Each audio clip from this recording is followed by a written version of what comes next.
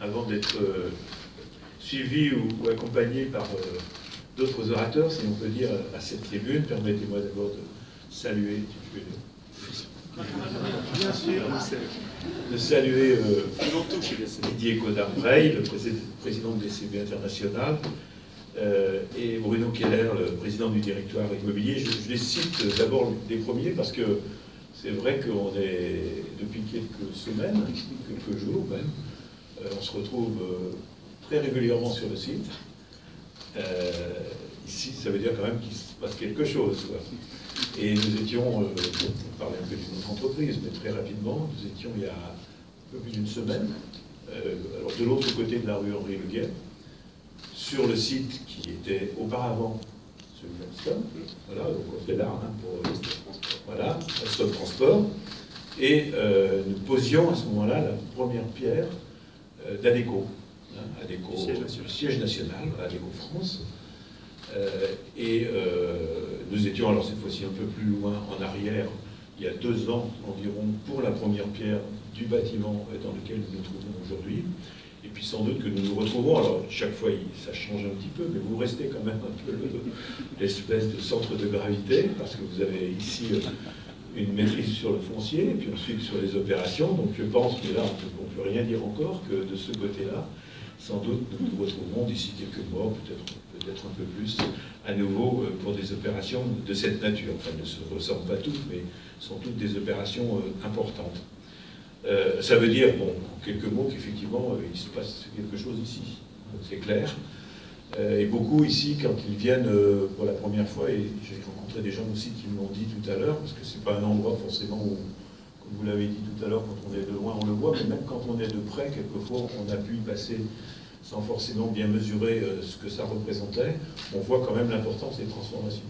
Ce bâtiment, on est un peu navire amiral, puisque c'est le premier qui va vraiment être réalisé. Ensuite, il y aura le siège d'Adecco, puis ensuite, il y en aura sans doute d'autres. Et si l'on se transporte de l'autre côté d'aller la ligne T3, donc Pointe-Cardinaux, c'est-à-dire au nord, derrière vous, devant moi, il va y avoir aussi beaucoup de transformations et beaucoup d'immeubles qui vont surgir de terre, pas seulement des immeubles d'ailleurs, mais aussi des parcs, des écoles, des commerces.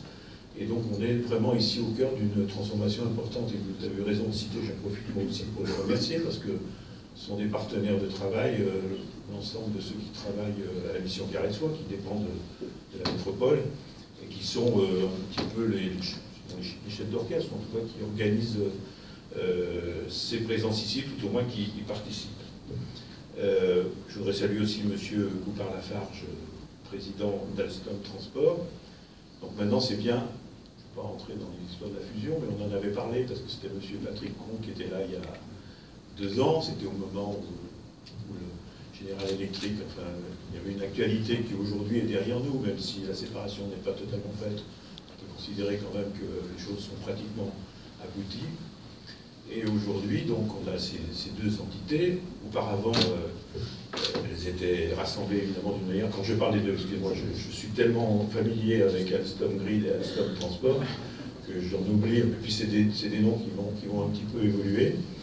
Donc, puisque c'est General Electric qui va prendre en quelque sorte la responsabilité, la direction du site historique d'Alstom ici à Villeurbanne, qui a changé de nom, c'est pour ça aussi que pour nous il y a une résonance particulière, parce que Dell, je dis Dell à dessein, s'est installé ici en 1914, pendant la guerre de 14-18. C'était vraiment un transfert d'une entreprise qui, évidemment, du fait du conflit, avait besoin de se replier un peu vers l'arrière. Et puis ensuite, il y a eu d'autres noms, mais ça reste quand même un petit peu le noyau de départ. Dell, la compagnie électro, alors je fais un grand saut et je veux parler d'autre, voilà, la compagnie électromécanique, ensuite Alstom en tant que telle, puis ensuite quelques évolutions, il y a même un peu Areva au milieu, et Areva c'est une tranche d'histoire, pour vous en tout cas.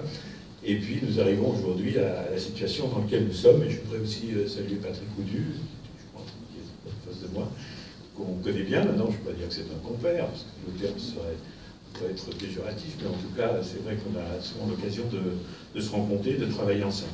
Je salue aussi Mme Pex, la présidente du directoire de la Caisse d'épargne Rhône-Alpes, dont vous avez souligné qu'elle est un des partenaires avec M. Keller. les architectes, M. Bruno Delagarde, de cabinet Sud Architecte, et puis bien sûr, il va s'exprimer tout à l'heure, j'ai plaisir à accueillir, mais on s'accueille mutuellement ici, Gérard Collomb, en tant que président de la métropole. Voilà, donc d'abord, je l'ai dit un peu, nous sommes vraiment très contents ici à Villeurbanne de voir que l'histoire d'Alstom continue à s'inscrire sur le territoire, pour des raisons historiques que je viens de rappeler rapidement, et puis pour des raisons, je dirais, d'actualité aujourd'hui, parce que ça représente évidemment 750 salariés, enfin c'est les chiffres que j'ai, 150 prestataires extérieurs. Je sais que ça peut être quelques variations, évidemment, ce qui est bien normal. Et c'est quand même, évidemment, une entreprise importante de Villeurbanne. Même si aujourd'hui, la taxe professionnelle unique, c'est la métropole, déjà depuis quelques années, il la touche. Donc on pourrait dire que... Oui, c'est vrai. C'était la... Il n'y en a plus, mais enfin, il y en a quand même un peu. Voilà. C'est vrai. Elle a changé de nom, elle a changé de structure. Mais disons que c'est quand même la métropole qui a cette contribution, parce qu'on peut l'évoquer comme cela. Et donc, ça signifie qu'on a donc le rapport au territoire. Voilà. Si on retenons cela pour une entreprise et la commune qui l'accueille n'est pas un rapport immédiatement financier.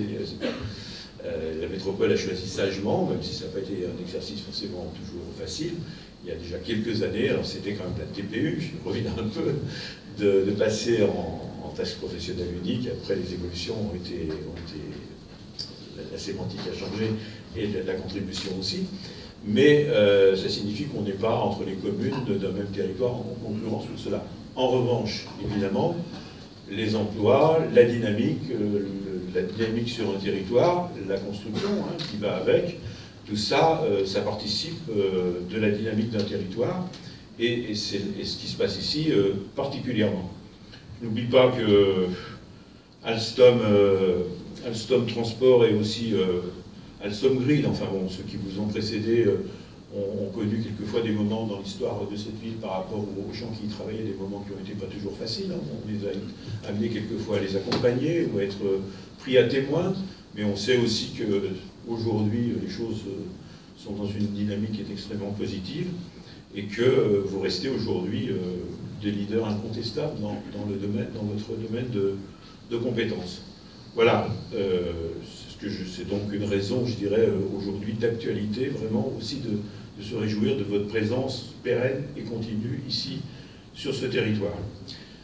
C'est aussi, je terminerai par là, évidemment, une fierté, donc ce que je viens de dire, mais aussi un projet très important au regard du développement économique de notre territoire. Gérard Collomb en parlera sans doute, je ne sais pas ce qu'il va dire, mais sinon m'en douter, mais le pressentir. Voilà. Un peu parlera sans doute de ce territoire, de l'Est lyonnais, qui est à la fois Villeurbanne, qui est Vaux-en-Velin, qui est la métropole aujourd'hui, et qui est vraiment un secteur important en termes de développement. C'est non pas la conquête de l'Ouest, mais c'est plutôt la conquête de l'Est. Enfin, en tout cas, c'est un axe important dans le développement de l'Est lyonnais, qui va jusqu'au Grand Montou, et puis sans doute en traversant d'autres territoires sur lesquels il y a ici aussi du développement économique. Voilà, donc sur ce carré de soie, je vais dire un mot peut-être sur la partie villeurbannaise, tout en sachant bien qu'elle s'inscrit dans une perspective plus large, qui est celle du carré de soie sensu stricto à Villeurbanne et à Vaux-en-Velin, mais qui ensuite, dans les années qui viennent, est un territoire beaucoup plus grand, qui est à la fois tout autour de nous. On va rentrer quand même dans les prochaines années, je salue Richard Young, je profite l'adjoint au développement urbain qui est là, qui suit ce dossier avec moi, mais lui en particulier, on rentre vraiment dans des perspectives de développement importantes. Et pour vous qui travaillez là, M. Oudu le disait, même quand on change de rue, comme vous l'avez fait, c'est-à-dire enfin de rue, non, vous changez de côté de rue, puisque vous êtes passé de la rue Henri Leguet d'un côté à l'autre. Pour les gens qui sont ici, il y a quand même toujours au niveau de leur environnement quelques bouleversements qui font que les repères changent. Il est sûr que le développement du carré de soie va amener aussi des repères nouveaux, mais que ça va se faire progressivement et qu'un certain nombre des choses qui vont s'y développer, je parle notamment au niveau des services publics. Alors l'école, c'est pas forcément des gens qui travaillent ici, n'habitent pas forcément autour de l'entreprise, mais il y aura une école, il y aura un gymnase, enfin, il y aura des équipements sportifs, il y aura des espaces verts, donc il y aura un lieu qui sera aussi un lieu habité, des commerces aussi, donc nous espérons qu'ils auront les meilleures conditions pour s'y installer. Et donc, ça va être vos voisins, quand il y aura simplement à traverser la ligne T3, qui n'est pas toujours aussi facile que ça. Enfin, parce que c'est pas toujours facile de couper une ligne de tramway, mais enfin, même en utilisant aujourd'hui déjà les deux passages qui sont des deux côtés est-ouest, on a déjà quand même une vraie porosité entre ce qui est ici et ce qui va se passer de l'autre côté. Voilà, donc vous participez non seulement au niveau de votre entreprise, au développement d'une entreprise, d'une installation pérenne ici sur ce territoire, mais vous êtes aussi inscrit dans ce développement vers l'Est qui pour nous, Gérard Collomb il commence à la Bardieu, parce que pour nous il commence à Grand Clément, à Villeurbanne, mais enfin c'est quand même la continuité, avec des axes importants, hein, je pense notamment au pôle Pixel, qui est une coproduction parfaite entre la ville et la métropole. Ensuite, le Médipôle, important, c'est aussi 700 salariés, donc on est avec des chiffres qui sont considérables, dont on va poser la première pierre au mois de novembre, je crois. C'est une histoire aussi particulière et extrêmement positive pour nous. Et puis ici, quand on arrive sur ce site avec vous aujourd'hui, Adéco demain, quand je dis demain, c'est vraiment demain, donc on voit bien qu'on est à un moment donné où, dans ce territoire, on inscrit une histoire particulière et que des transformations très très importantes vont voir le jour et vont se matérialiser dans les prochains mois et aussi les prochaines années. Voilà ce que je voulais vous dire simplement. Je terminerai en disant qu'on est, même si je n'ai pas fait la visite pour des raisons que vous comprendrez, et puis aussi l'emploi du temps, il faut le dire, plus prosaïquement, mais j'y reviendrai, parce que vous deux gentiment réinvités, parce que on sera présent avec sans doute quelques collaborateurs, peut-être même des habitants du quartier. Je sais que vous êtes ouverts à ce genre de choses. On voit bien que cet immeuble, alors je parle plutôt de l'architecture, de vous aussi, dans le rôle que vous avez joué ici, il participe quand même d'une certaine manière de la beauté qu'aujourd'hui les immeubles industriels, je veux dire, ont une vraie ambition architecturale, et que sur le plan, je crois que c'était affiché derrière, aussi des préoccupations énergétiques, disons, il y a aussi quelque chose qui est assez exemplaire. D'autres le diront peut-être plus complètement que moi, mais on rentre aussi dans une génération. Alors il y a quelque chose que je ferais, non pas à partir de là, appeler un bâtiment comme ça, Epsilon, finalement. Epsilon, je vérifie auprès de Gérard Collomb que c'était la 5e lettre de l'alphabet grec, ce qu'il a confirmé. Mais c'est surtout dans le langage courant quelque chose d'infiniment, pas petit, mais je crois que c'est un nombre fini. Je ne sais plus exactement. Enfin voilà, dans l'image populaire, c'est quand même le petit, hein, même l'extrêmement petit. Donc pour nous, sachez que vous n'êtes pas Epsilon. Voilà. Merci.